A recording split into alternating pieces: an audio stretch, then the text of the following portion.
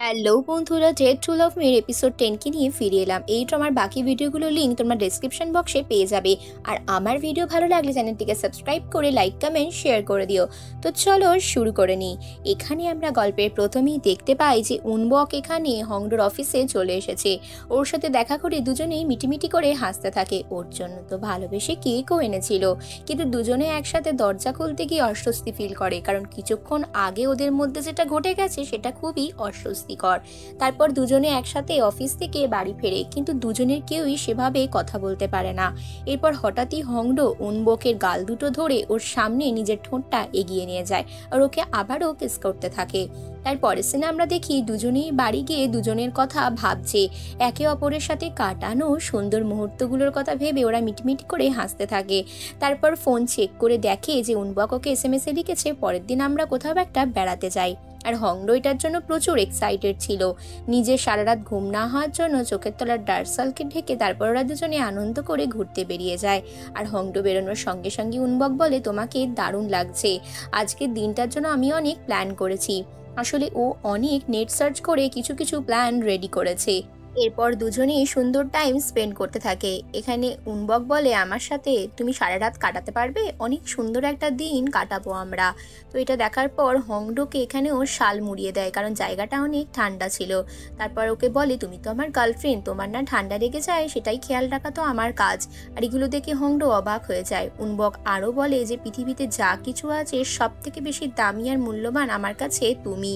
আর এই কথাগুলো বলার পর হংডো বলে, তুমিও আমার কাছে তাই, তুমিও অনেক ভালো। উনবক এক্সাইটেড হয়ে যায়। তারপর ওরা দুজন একটা রেস্টুরেন্টে খেতে যায়। আর তারপর এখানে বলে যে না, আমি জানি তুমি ড্রিঙ্ক করতে পারবে না, তাই আমি আর ড্রিঙ্ক করতে চাই না। কিন্তু উনবক এখানে জোর করে আবারও ড্রিঙ্ক করার কথা বলে। তারপর দুজনকেই যত্ন করে খাবার খাইয়ে দিতে থাকে।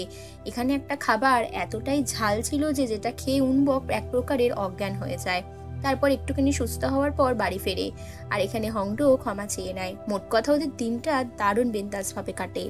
তারপরে উনবক বলে, আমি একটা রাইড বুক করেছি, চলো আমরা একসাথে বেড়াতে যাই। কিন্তু রাইডের ওখানে গিয়ে দেখে সেটা সন্ধ্যা 6টার সময় বন্ধ হয়ে গেছে। হংডো বলে, মন খারাপ করো না, আজই তো পৃথিবীর শেষ দিন নয়। তারপরে সিনে আমরা ইবককে দেখি। ইবক ওখানে চেষ্টা করছে যে কোনোভাবেই হোক জুনোর হাতে ওই হাতে পোড়া দাগটা আছে কিনা এটাও দেখবে। তাই ইচ্ছা করে নিজের গায়ে তরকারি ঝোল ফেলে দেয়।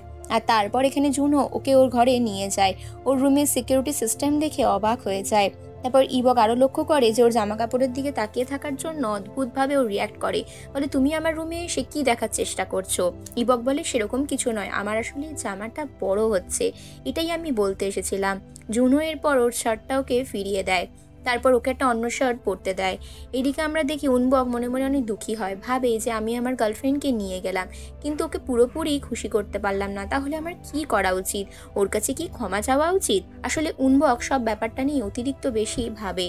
এরপরও হংডোকে ফোন করে, কিন্তু হংডো বেচারি ঘরে এসে টায়ার্ড হয়ে ঘুমিয়ে পড়ে। এরপর ওকে SMS-ও করে, কিন্তু SMS-এর রিপ্লাই দেয় না। উনবক ভাবে যে রেস্টুরেন্টে হয়তো এই অস্বস্তিকর সিচুয়েশনের জন্য এটা হতে পারে। আর হংডো ওখানে আসা স্প্যাম কলগুলোকে ব্লক লিস্টে ফেলে দেয়। এবার উনবক ভাবে ওর নাম্বারটাও হয়তো ব্লক লিস্টে ফেলে দিয়েছে। বারবার করে SMS-টা চেক করতে থাকে যে কখনো SMS-টা পড়বে, আমাকে সত্যিই ব্লক করেনি তো। দেখতে দেখতে সকাল হয়ে যায়। ওখানে যখন হংডো ঘুম থেকে ওঠে তখনও এখানে SMS-টাকে সিন করে আর দেখে মিস কলও এসেছে। বেচারা উনবক ততক্ষণ অবধি সারা রাত জেগে বসে থাকে। তারপর SMS-টা যখন রিড হতে থাকে তখনও আশ্বস্ত হয়ে শুয়ে পড়ে। পরের দিন সকালেই এখানে উনবক ওর বাড়িতে চলে আসে।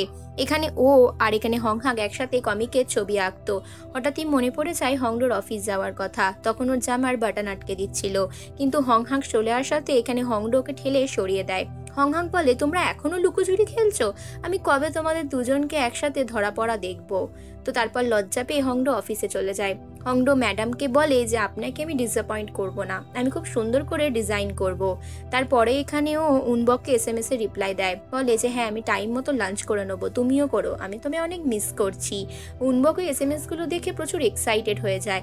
মাঝপথেই কাজ ছেড়ে দিয়ে ওখান থেকে পালায়। তারপর হংহাককে দেখি, ও এখানে ওর পিগি ব্যাংকটা খুঁজে পায়। মনে মনে ভাবে যে এটা ভেঙে আমি কি করব। তারপরে বরং এই গ্র্যান্ড ওপেনিংয়ে যাই, এই রেস্টুরেন্টে হয়তো আমি ফ্রিতে খাবার খেতে পারবো। এরপর হংহাককে দেখি ও এখানে হিয়ংগির খোলা নতুন রেস্টুরেন্টে খেতে চলে আসে। এখানে এসে জিজ্ঞেস করে যে এখানে কি ধরনের ওয়াইন ভালো হবে। তখন ওকে একটা শ্যাম্পেন এনে দেয়। হিয়ঙ্গি বলে এটা টেস্ট করে দেখো। আর যখন ও মজ করে শ্যাম্পেন খাচ্ছিল ঠিক তখনই ওখানে উনা চলে আসে। উনা এখানে আসে অস্বস্তি ফিল করে। আর হিয়ঙ্গি বলে তুমি এখানে কমিক লেখো? আমি তো তোমাকে দেখে অবাক হয়ে যাচ্ছি, এই কমিকের আমি অনেক বড় ফ্যান। উনা সঙ্গে সঙ্গে জেলাস ফিল করে বলে এই কমিকের মেন ক্যারেক্টার আমি, আমাকে নিয়েই লেখা হয়েছে। হিয়ঙ্গি বলে তোমাকে দেখে তো তা মনে হচ্ছে না, তুমি তো অতটাও সুন্দর নয়, কমিকে তোমাকে অনেক সুন্দর করে ড্র করা হয়েছে। এরপর রেগে যায় আর নিজের ক্রেডিট কার্ডটা দেয়। এখানে হিয়ঙ্গিকে বলে যে আজকে কি ফ্রিতে হবে, আমার কাছে কোনো টাকা নেই, কারণ ওখানে উনা ওর সাথে অনেক ড্রিঙ্ক করেছিল। তার পরের সিনে আমরা এখানে হংডোর এক্স বয়ফ্রেন্ডকে দেখি যে এখানে ন্যাকামো করে ওর গলা জড়িয়ে ধরতে যায়। এখানে যখনই রোহিয়ং আসে, রোহিয়ংকে আটকাতে চলে আসে উনবক। উনবক বলে তোমার লজ্জা করে না, তুমি আবারও এসেছো? এবার ডোহিয়ং বলে তাহলে কালকে আমরা দেখা করি, এই ছেলেটা তো এসে আমাদের বাধা দিচ্ছে। উনবক বলে কালকে ওর হবে না। তখন বলে পরশু। উনবক এটার উত্তর দেয় পরশুও হবে না, কারণ আমরা প্রত্যেক দিন বিজি, তুমি বুঝতে পারছো না আমরা দুজনে ডেট করছি। বলেও হংডোর হাতটা চেপে ধরে নেয়। আর হংডোও বলে হ্যাঁ আমরা একে অপরকে ভালোবাসি। এরপর ওরা দুজনে গটগট করে চলে আসে, কিন্তু পেছন থেকে এখানে ডোহিয়ং হংডোর নামে উল্টোপাল্টা কথা বলতে থাকে। তখন এখানে উনবক বলে তুমি কোনো দিকে কান আর চোখ দিও না, গিয়ে ওর প্রথমেই ফোনটা ছুঁড়ে ফেলে দেয়। আর এখানে আশেপাশের লোকেরা দেখে এটা ভিডিও করতে লাগে। ও তখন বলে কোনো মেয়েকে অপমান করাটাই সব নয়, এবারে ফোন ফেরত দিয়ে দিলাম, কিন্তু তারপর আর ছাড়বো না। লোকেরা এখানে উনবককে অনেক কুল ভাবে আর ওদের এই সিচুয়েশনটার একটা ভিডিও করে নেয়। এদিকে এই ভিডিওটার সঙ্গে সঙ্গে ভাইরাল হয়ে যায়। ইভেন সেরিয়ং মানে লেডি সেরিয়ং অব্দি দেখে নেয়। সিয়ংশান গ্রামের প্রত্যেকটা মানুষের মোবাইলে এই ভিডিওটা ঘুরতে থাকে। ইভেন ওর দাদু সোগিয়নও এটা দেখে নেয়। সোগিয়ন দেখে নিজের চোখকে বিশ্বাস করতে পারে না। ক্যামিলি জাংও দরজার বাইরে থেকে এই সিচুয়েশনের একটা আলোচনা ওর কানে অব্দি আসে, কারণ এখানে হঠাৎ করে উনবকের সাথে সেরিয়াংয়ের বিয়েটা এক প্রকার ভেঙে যেতেই বসেছে। সোগিয়ন এবার ক্লান্ত হয়ে যায়, বলে আমি জানি না এই প্রবলেম আমি কিভাবে সলভ করব। তারপরে ক্যামিলি জাং চলে আসে ওর সাথে ড্রিঙ্ক করতে, কারণ জানে সোগিয়ন ওই মুহূর্তে অনেক চিন্তায় রয়েছে। তখন বলে তোমার গ্র্যান্ডসন তোমাকে ছেড়ে চলে গেছে, তোমার কখনো মনে হয়নি তুমি আমার জন্য কেন এটা করোনি? তখন সোগিয়ন বলে না এটা আমি পারিনি, এই গ্রামে যখন ফ্যাশন শো করেছিলাম তখন আগুন লাগার ঘটনায় আমি আমার ছেলেকে হারিয়েছিলাম, তাই কাউকে হারিয়ে ফেলতে আর কোনো কিছু দুঃসাহসী কিছু করতে আমার ভয় লাগে, তাই তো ফ্যাশন শো গ্রামে আমি পুরোপুরি বন্ধ করে দিয়েছি। তখন ক্যামিলি জাং সোগিয়নকে আরও জিজ্ঞেস করে তোমাকে যারা ভালোবাসে তাদেরকে কষ্ট দিতে দুঃখ হয় না? এদিকে আমরা দেখি চিলবক আর জোডাইকো মস্তিতে ড্রিঙ্ক করছে। জোডাইক বলে ছেলের জন্য আমার খুবই মন খারাপ করছে। জোডাইক এখানে চিলবককে জিজ্ঞেস করে তোমার কোনো ছেলে পুলে নেই? চিলবক বলে হ্যাঁ আমার একটা ছেলে আর মেয়ে আছে। তখন জোডাইক বলে আহারে তুমি এখানে জেলখানার মতো বন্দি আছো, তোমারও নিশ্চয়ই ছেলে মেয়ের জন্য মন খারাপ করে। চিলবক তখন বলে না সেরকম কিছু নয়। এরপরই তখনই ওরা উনবকের ভিডিওটা দেখায়। উনবকের এই ভিডিওটাই দেখে বলে এই ছেলেটা এই বড় হংডো বলে মেয়েটার সাথে রিলেশনে আছে। এদিকে এই বিষয়টা উনা এসে উনবককে বলে যে আপনাদের এই ভিডিওটা সিয়ংশান গ্রাম অব্দি পৌঁছে গেছে। তার পরের সিনে আমরা ইবকের কাছে চলে আসি। ইবক এখানে একটা হোটেলে খবর পেয়েছে যে এই চোরগুলো এখানে ডিলিং করতে এসেছে, এদেরকে ভালো মতন ধরা যাবে। তাই রেস্টুরেন্টে গিয়ে ও নিজের আই কার্ড দিকে ফোনে কথা বলতে থাকে পুলিশ অফিসার পার্কের সাথে, কিন্তু একজন চোর ওর কথাটা শুনে নেয় আর তখন ওখান থেকে পালিয়ে যায়। তারপর এখানে উনবককে দেখি, উনবকের জন্য ওখানে স্পেশাল কার্ড নিয়ে আসে। তখন বলে যে তুমি শিওর বলছো? আচ্ছা আমার একটা কোশ্চেন আছে। তখন ও জিজ্ঞেস করে কি বলতে চাও? তখন বলে আমার কাছে পৃথিবীর সব থেকে মূল্যবান কিছু হচ্ছে তুমি। হংডো বলে আমার জন্যও তো তাই। তখন উনবকি কথাগুলো শুনে বলে হ্যাঁ তাই, সত্যি বলছো? আমি তোমার জন্য অনেক কিছু, আর আমি অনেক কিউট। এই কথাটা শুনে দুজনেই লজ্জা পেতে শুরু করে দেয়। তখন বলে আমার চোখে তুমি আমার কাছে সব থেকে মূল্যবান। আর এরপর এভাবেই দুজনে অদ্ভুতভাবে খুনসুটি করতে থাকে। তার পরের সিনে আমরা এখানে উনবককে দেখি ও এখানে কার্ডটা হাতে নিয়ে ভাবতে থাকে যে আমার ওখানে কিছু কাজ বাকি রয়েছে। তখনই ওই ইবকের রুমে এসে দেখে অনেকগুলো চোরেদের ছবিগুলো দেখতে দেখতে ইবক বলে এগুলো নিয়ে তুমি মাথা ঘামিও না, তুমি এখান থেকে যাও, আমি ব্যাপারটা সামলে নেবো। তার পরের সিনে আমরা জুনহোকে দেখি ও এখানে সিয়ংশান গ্রামে মাল দিতে গেছিল। তখন মালগুলো নিয়ে দেখে যে ওখানে ডিরেক্টর এসেছে, ফ্রান্স থেকে আসা একটা নতুন ধরনের পাখা উনি ওখানে রাখতে এসেছে। জুনো বাইরে থেকে এই কথাগুলো শুনে নেয়। আর ডিরেক্টর যখন বলে যে এটা একটু কিছুদিন সামলে রাখুন, এটা এখানেই রাখতে হবে, তখন জুনো সেই সুযোগ বুঝে ঘর ফাঁকা দেখে এখানে সোগিয়নের ঘরে গিয়ে ওই ড্রয়ার থেকে ওই জিনিসটা বের করে নেয়, কারণ ওর মনের মধ্যে তখন প্রতিশোধ স্পৃহা জ্বলছিল। জুনো এরপর ওই পাখাটা ক্যামিলির বক্সের মধ্যে লুকিয়ে দেয়। ক্যামিলির রুমে যায় আর সেখানে গিয়েও খোঁজার চেষ্টা করে।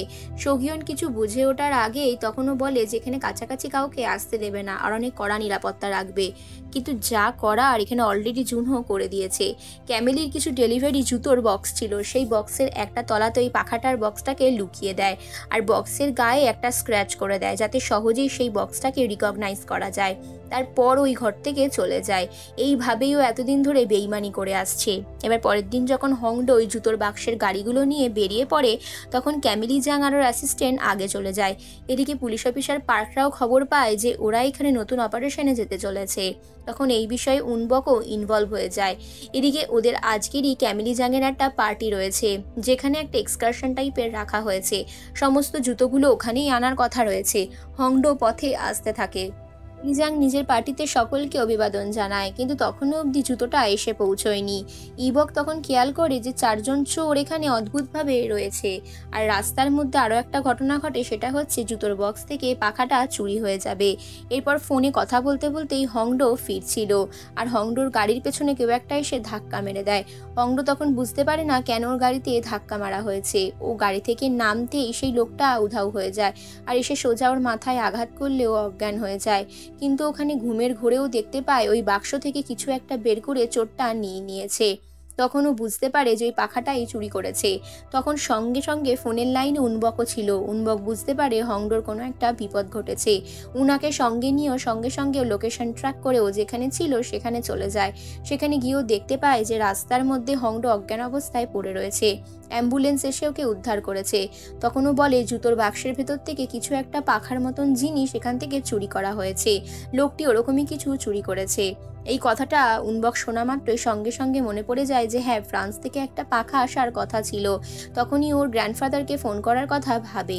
এদিকে ক্যামিলি দেখে এখনও জুতোর বাক্স নিয়ে ডেলিভারি হচ্ছে না কেন। ক্যামিলির অ্যাসিস্ট্যান্ট জানতে পারে হংডোর অ্যাক্সিডেন্ট হয়েছে, কিন্তু তাড়াতাড়ি চলে আসবে। ডিরেক্টর বলে প্রোগ্রাম শুরু করার আগে চলুন আমরা কিছুটা কাজ এগিয়ে রাখি। এদিকে জুনহোকে দেখি ও সমস্ত জিনিসগুলোকে ডুপ্লিকেট বানাতো। খুব সূক্ষ্ম ওর হাতের কাজ ছিল। এদিকে পার্টির মতন শুরু হয়ে যায়। হংডো কোনো রকমে জুতোগুলোকে ডেলিভারি করে দেয়। ঠিক তখনই উনবকের কাছে ফোন আসে চোরগুলো এখানেই আছে। আর ওর গ্র্যান্ডফাদারকে ফোন করে কনফার্ম হয়ে যায় যে ওখানে পাখাটা চেঞ্জ করে দেওয়া হয়েছে। গ্র্যান্ডফাদার যখন পাখাটা খুলে দেখে আর নিজের হাতে ছুঁয়ে দেখে তখন বুঝতে পারে অদ্ভুত ব্যাপার, এগুলোকে সত্যিই চেঞ্জ করে দেওয়া হয়েছে। ঠিক তখনই জুনহো এখানে একটা ব্যাগ নিয়ে চলে আসে আর চোরগুলো ওখানে প্রবেশ করে।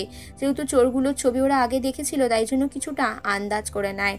এরপর ওরা ফোনে কিছু একটা SMS দেখতে থাকে আর ওই রুমের ভেতরে ইবক ঢুকে যায়। ইবককে ওরা পুলিশ হিসাবে চিনে নেয় কারণ ওদের ফোনে SMS এসে গেছিল যে পালাও। তখন ওরা ইবককে আঘাত করে পালিয়ে যায়। আর এখানে উনবক এসে নিজের দিদিকে উদ্ধার করে। তারপর বাইরের পুলিশ অফিসারগুলো বুঝতে পারে যে চোরগুলো পালাবার চেষ্টা করছে। ওরা তখন ছুটে যেতে যায়, কিন্তু রান্নাঘরের মধ্যে জুনহো একটা নাটক শুরু করে। ক্যামিলির ব্যাগের মধ্যে ওই পাখাটা লুকানো ছিল। ও এখানে নাটক করে দেখায় যে ডিরেক্টরের লোকই চুরি করার চেষ্টা করছে। তখন পুলিশ এখানে ওই কালচারাল হেরিটেজ ডিরেক্টরের লোকটাকে চুরি করে ভাবে যে নিয়ে যায়। জেলে ধরে নিয়ে যাওয়ার পরও এখানে উনবক কিন্তু পুরোপুরি শিওর হয় না যে জুনহো কি সত্যিই নিরপরাধ। এবার লোকটাকে জিজ্ঞাসাবাদ করে জানতে পারে যে জুনহো এখানে সন্দেহভাজন কিছু করছিল। জুনহো এখানে এসে ভালো মানুষ সেজে যায়। জুনহো বলে সব ক্রেডিট তো চাইলে আমিও নিতে পারতাম। যাই হোক, পুলিশকে হেল্প করাটাই আমার কাজ। আমি এখানে খাতায় আমার দেওয়া সব ইনফরমেশন পড়ে নিয়েছি। এটা বলে জুনহো এখানে মিচকে মিচকে হাসতে হাসতে চলে যায়। এখানে উনবক বুঝতে পারে না আসল বিষয়টা কি।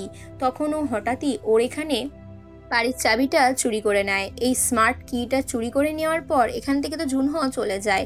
আর সুযোগ বুঝে উনবক ওই স্মার্ট কিটা নিয়ে ওর রুমের দিকে চলে যায়। আর রুমের দরজা খুলে ওর রুমের ভেতর ঢুকে যেটা দেখে সেটা দেখেও অবাক হয়ে যায়।